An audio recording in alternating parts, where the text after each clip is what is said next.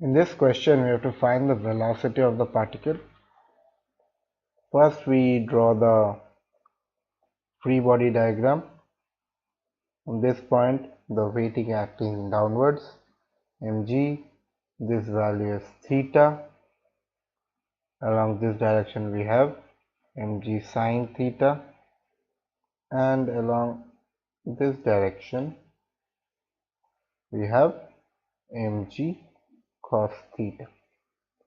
We have a frictional force acting in this direction, Fs. We have a restoring force which is given by F restoring, and there is a normal force acting upwards.